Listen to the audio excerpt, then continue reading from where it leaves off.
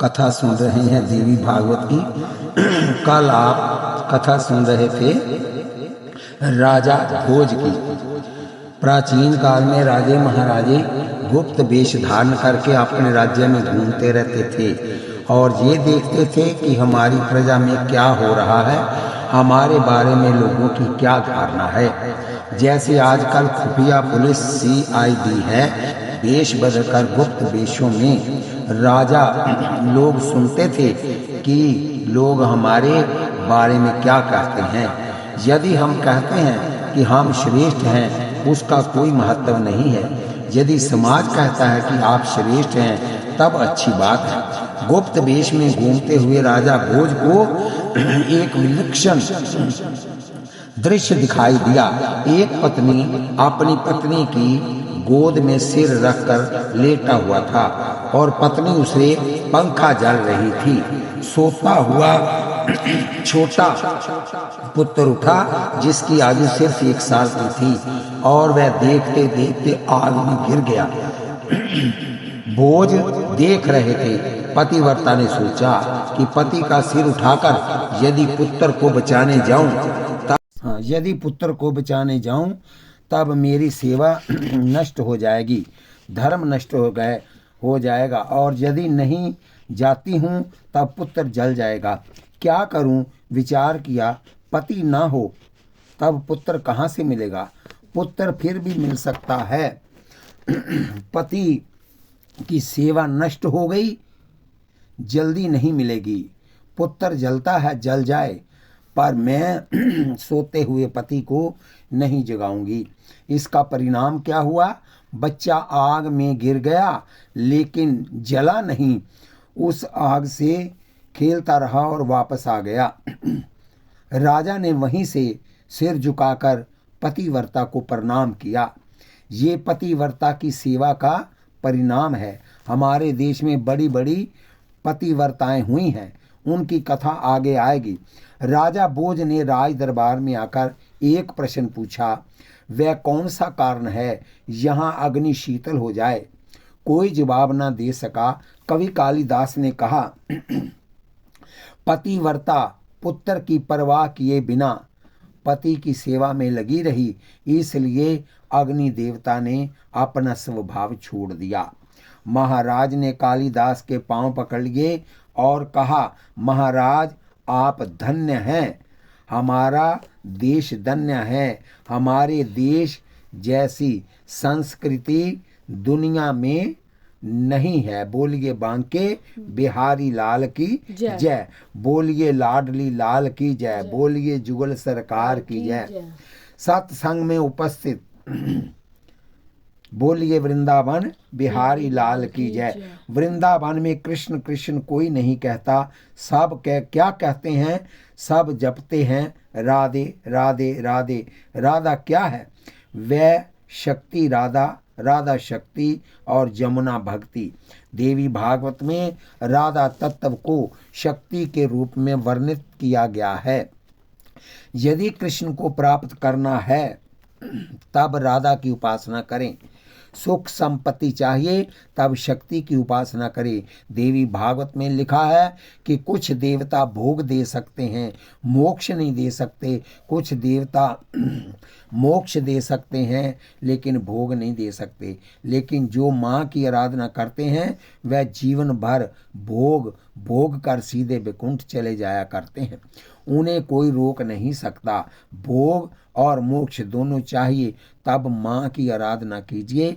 यदि आपने माँ की आराधना कर ली तब पिता की आराधना स्वयं ही हो जाएगी। शक्ति न हो तो शक्तिमान का कोई मूल्य नहीं है। वसुदेव जी ने भगवान कृष्ण को कैसे प्राप्त किया? यहाँ देवी भागवत में लिखा है, जब कंस ने देवकी और वसुदेव को जेल में डाल दिया, 6 पुत्र पैदा हुए और उस निर्दयी कठोर हत्यारे कंस ने बच्चों के पैर पकड़कर उन्हें पत्थर पर ऐसे पटका था जैसे धोबी कपड़े को पत्थर पर पटकता है। बच्चे के टुकड़े टुकड़े हो जाते हैं। 7वां गर्भ हुआ तब 5-7 माह के बाद गर्भ ही गायब हो गया। उस गर्भ को जोग माया ले गई। उसके गुरु उनके गुरु, किसके? वसुदेव जी के गुरु गर्गाचार्य आए। गुरुदेव गर्गाचार्य के सामने वसुदेव और देवकी जी बहुत रोए। 7 पुत्र पैदा हो चुके थे। अब 8वें पुत्र को पैदा होना था, इसलिए कंस ने सुरक्षा व्यवस्था कड़ी की हुई थी। हाथों में हथकड़ियां, पैरों में बेड़ियां, दरवाजों पर ताले और चारों ओर सिपाही खड़े किए हुए थे। गर्गाचार्य को देखते ही वसुदेव जी रो पड़े। माता पिता और गुरु के सामने ही अपना दुख प्रकट किया जाता है। वसुदेव को रोते देखकर गर्ग जी का हृदय भी भावुक हो उठा। वह बोले, राजन रो मत, रोने से दुख दूर नहीं होता। दुख तो प्रारब्ध का भोग है, भोगना ही पड़ता है। वसुदेव जी बोले, गुरुदेव यदि दुख भोगना ही पड़े तब साधना व्यर्थ हो जाएगी। जब शास्त्रों में लिखा है कि यदि ऐसा करो तब ये होगा, वैसा करो तब वह होगा, तब साधना से भी कुछ सफलता मिलती होगी। गर्ग जी ने कहा, साधना से सफलता मिलती है। यदि व्यक्ति श्रद्धा से भजन पूजन करे तब उसके कष्ट कम हो जाते हैं, उनकी उन्नति होती है, वह सदैव ऊपर उठता जाता है। वसुदेव जी बोले, इस कष्ट से हमें कौन बचाएगा? हम जानवरों से भी गए बीते हैं। जानवरों को रात में बांध देते हैं और दिन को खोल देते हैं ताकि जंगल में चर आए, लेकिन हम 24 घंटे बंधे रहते हैं, सूरज का दर्शन भी नहीं होता, फिर मुक्ति कैसे मिलेगी? तब गर्गाचार्य जी ने कहा, जब जीवन में ज्यादा संकट आ जाएं, विपत्तियों से चारों ओर गिर जाओ, कोई रास्ता नजर न आए, तब व्यक्ति को माँ की शरण में चले जाना चाहिए। जो माँ की शरण में चला जाता है उसका कल्याण हो जाता है। हे माई सच्चियां जोता वाली माता तेरी सदाई जय, उसका दुख दूर कर देती है। वसुदेव जी बोले, हम काल कोठरी में बंद पड़े हैं, हम क्या करें? गर्ग जी ने समझाया कि तुम मन से माँ का ध्यान करो और विंध्याचल में शतचंडी महायज्ञ करवाओ। वसुदेव जी ने पूछा, गुरुदेव हम कैसे करा पाएंगे, हम तो बंधे पड़े हैं। बोलिए वृंदावन बिहारी लाल की जय। गर्गाचार्य जी के कहने पर वसुदेव जी ने कहा कि मैं जेल में बंद पड़ा हूँ, आप मुझसे संकल्प लेकर नवरात्रों में शतचंडी महायज्ञ करा दें। जब बंधन से मुक्त हो जाऊंगा तब बहुत बड़ा यज्ञ कराऊंगा। मेरे राज्य के खजाने से जो भी धन दौलत चाहिए वह लगा दीजिए। गर्ग जी संकल्प लेकर विंध्याचल गए।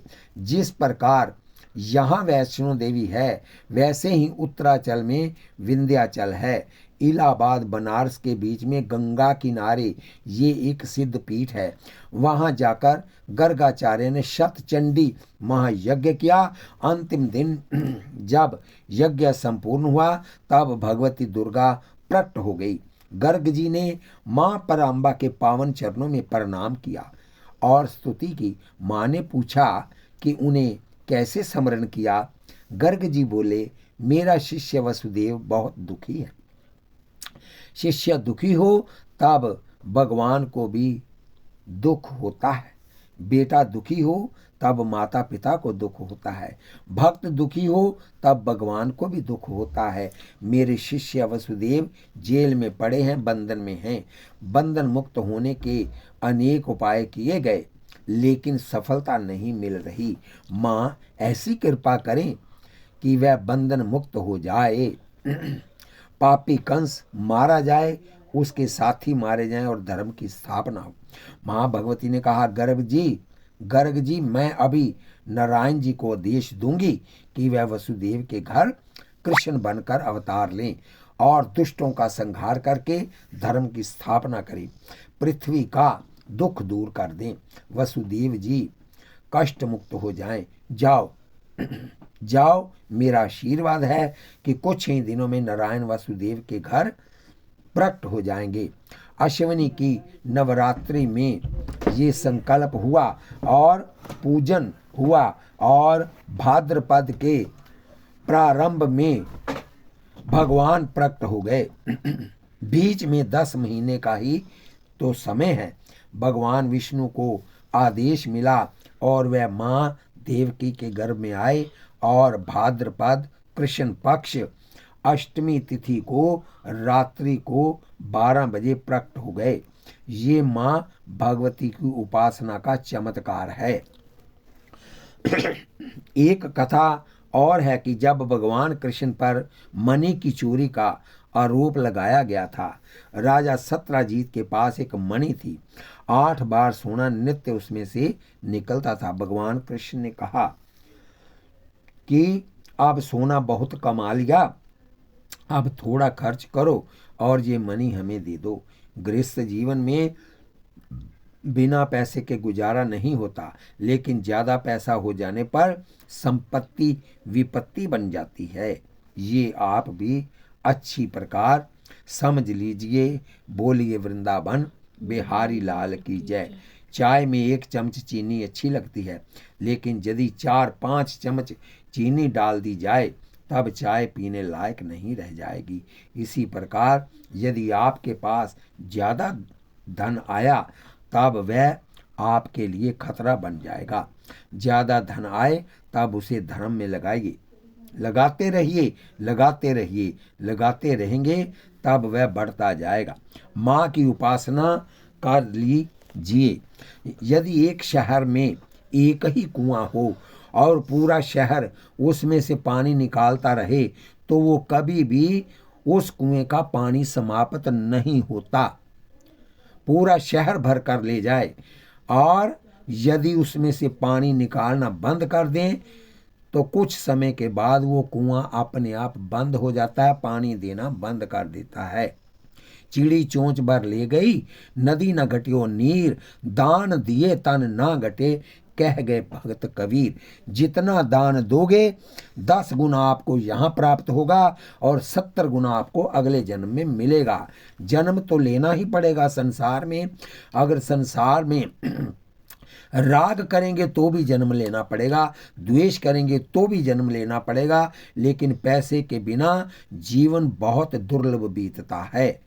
आइए, फिर जीवन में कमी कुछ नहीं रहती। किसी माँ के उपासक गुरु की शरण में जाइए, उससे दीक्षा ले लीजिए, फिर विधिवत पूजा कीजिए, जप कीजिए और चिंतन कीजिए, फिर कमी कुछ रहेगी नहीं। माता अन्नपूर्णा है, वह आपका भंडार भर देगी और आपके जीवन को महान बनाएगी।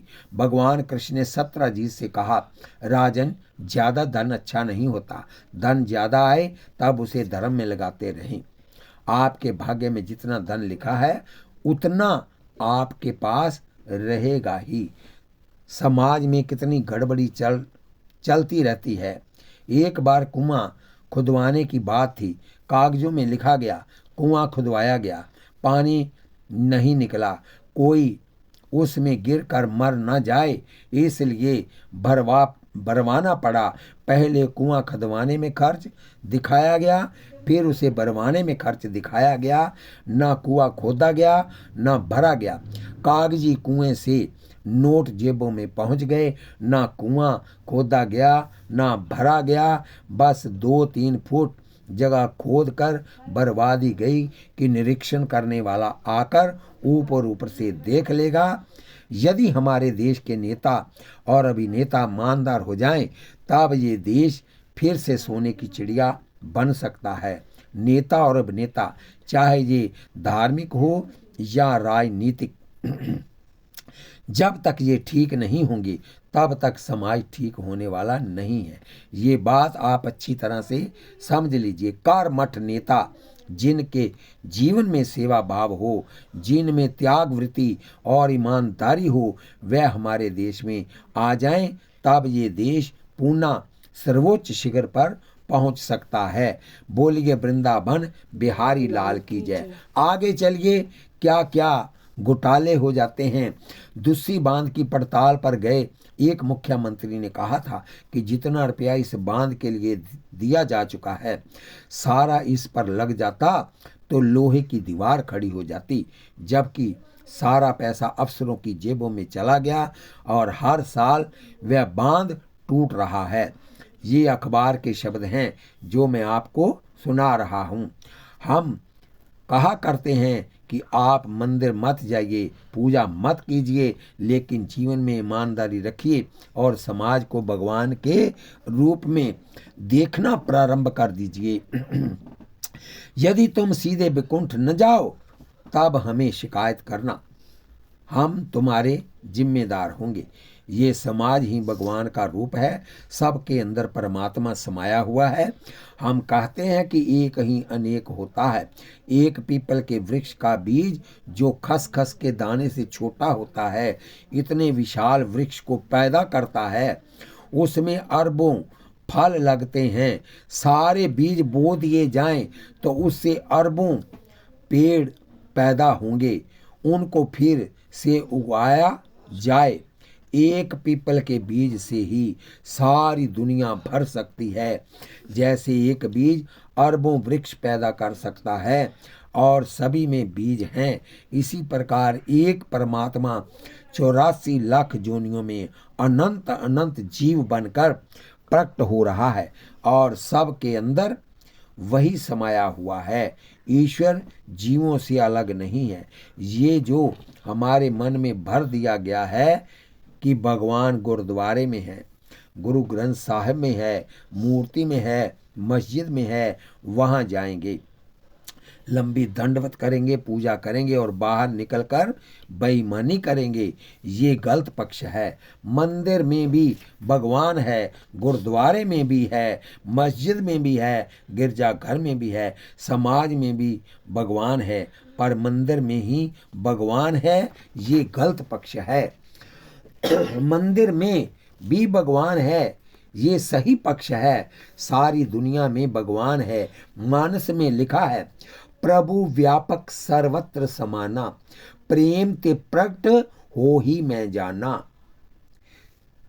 बोलिए वृंदावन बिहारी लाल की जय। मैंने अनुभव से जाना है कि प्रभु संपूर्ण जगत में सभी जगह समाया हुआ है, जो प्रेम से प्रकट हो जाता है। ये सारा संसार ही सीता और राम में है। ऐसे सिया राम में संसार में मैं हाथ जोड़कर प्रणाम करता हूँ। गुरु ग्रंथ साहब में लिखा है, सब गोविंद है, सब गोविंद है, सब गोविंद है, गोविंद बिन नहीं कोई। ये सब जो आपको दिखाई दे रहा है, ईश्वर है, ईश्वर है, ईश्वर है।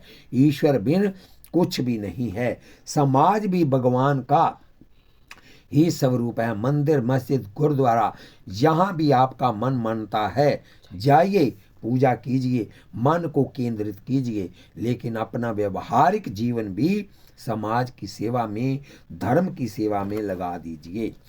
जटायु मांस खाने वाला पक्षी था। उसके जीवन में न किसी मंदिर में प्रवेश किया और न गुरुद्वारे में प्रवेश किया, ना पूजा की, ना चिंतन किया, ना संध्या की, ना वंदन या व्रत किया। वह तो गीध था, मांस खाता था। गीध अदम खग अमिष भोजी, अर्थात गीध निम्न कोटि का पक्षी है जिनका मांस ही भोजन है। जब एक अदम कोटि का पक्षी धर्म की रक्षार्थ लड़ सकता है, आप तो मनुष्य हो, आप धर्म की रक्षा क्यों नहीं कर सकते? एक अबला के प्राण बचाने के लिए, सीता के प्राण बचाने के लिए, उनकी लाज बचाने के लिए उसने अपने प्राणों की आहुति दे दी, अपने पंख कटवा दिए। रामायण साक्षी है कि महाराज दशरथ को वह सौभाग्य नहीं मिला जो सौभाग्य जटाऊ को प्राप्त हुआ।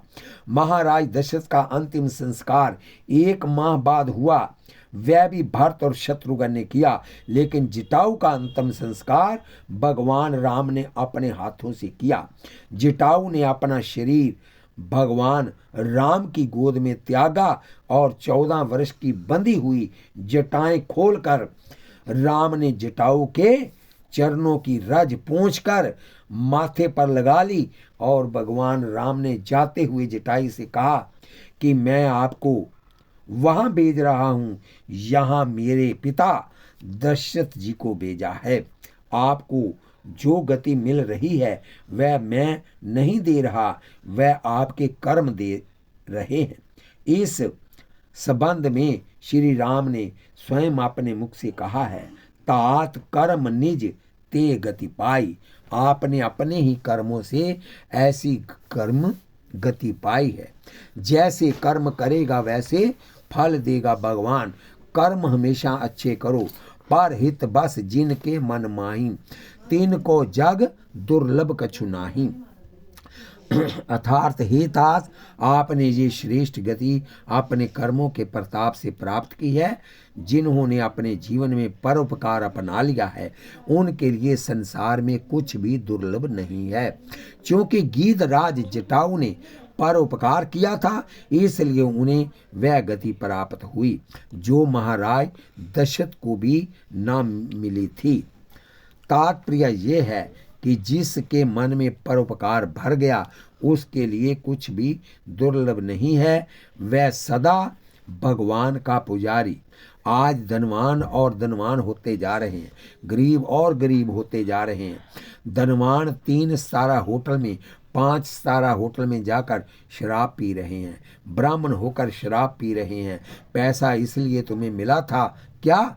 वह पैसा यदि गरीबों की सहायता में लगाते, दीन हीनों की सहायता में लगाते, देश और धर्म के लिए लगाते, तब आपका पैसा भी सफल होता और आपका नाम भी अमर हो जाता। लेकिन आज धनवान अपने पैसों का दुरुपयोग कर रहे हैं, विदेश जा रहे हैं, कोई मतलब नहीं, लेकिन ज़्यादा पैसा कमा लिया, खर्च कहाँ करें, इसलिए खर्च करने जा रहे हैं। आप अपने पैसे से चिकित्सालय बनवाएं, गरीब के लड़कियों की शादियां कीजिए, दान वहाँ दीजिए जहाँ पर गरीब हो कोई। मांगने वाले को पैसा न दें, वो आपके पैसे से जब शराब पिएगा, नशा करेगा, उसका पाप भी आपको लगेगा। आप देखिए, ओस में, पड़ोस में, घर में और अपने खानदान में अगर कोई गरीब है तो उसकी सहायता कीजिए, उसका 1000 गुना फल आपको प्राप्त होगा। विद्यालय बनवाएं। ये दीनहीन बेचारे आपकी दया के पात्र हैं, ये आपकी तरफ झोली फैलाकर खड़े हैं, उनकी कुछ सहायता कीजिए। देखिए आपका जीवन कैसे सफल होता है। हम जीवन में अपने दुख से दुखी नहीं हैं और दूसरे को सुखी देकर हम दुख मोल ले रहे हैं। आइए आगे श्री कृष्ण ने सत्यजीत से कहा, देखो राजन, तुमने ज्यादा धन पैदा कर लिया है, अब ये मणि हमें दे दो। लेकिन सत्यजीत ने कहा, सोना ले जाओ, लेकिन मैं मणि नहीं दूंगा। भगवान ने कहा, ना हमें सोना चाहिए ना तेरी मणि चाहिए, हम तुम्हारी भलाई के लिए कह रहे हैं। लेकिन वह नहीं माना। उसका परिणाम क्या हुआ? रात को उसका भाई मणि गले में बांध कर शिकार खेलने गया। मणि बहुत चमकदार थी, उसमें से सर्च लाइट जैसा प्रकाश निकल रहा था। सिंह ने हमला कर दिया और मणि के कारण उनका भाई मारा गया। यदि मणि न होती तब वह रात में शिकार खेलने न जाता और प्राणों से हाथ न धोने पड़ते। भगवान कृष्ण पर चोरी का दोष लगाया गया।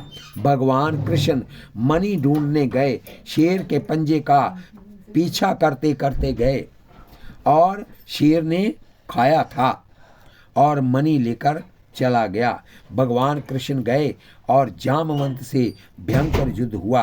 12-13 दिनों तक लोग बाहर खड़े रहे और वापस लौट आए।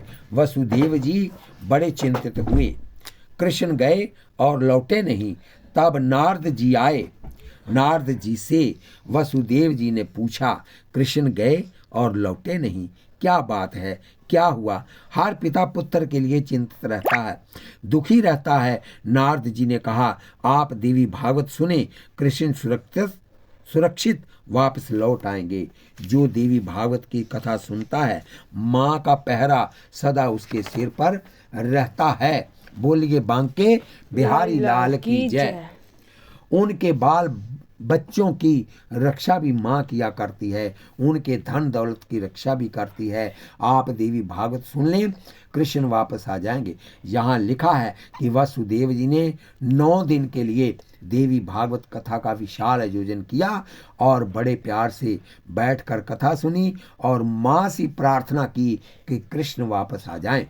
कथा समाप्त हुई, ब्राह्मण भोजन हुआ और जब ब्राह्मणों को दक्षिणा दे रहे थे और ब्राह्मण आशीर्वाद दे रहे थे कि तुम्हारा मनोरथ पूरे हों, तुमने 9 दिन देवी भागवत की कथा सुनी है, तुम्हारी इच्छा पूर्ण हो, आपकी कामना पूर्ण हो, माँ भगवती आपके मनोरथ पूरा करे।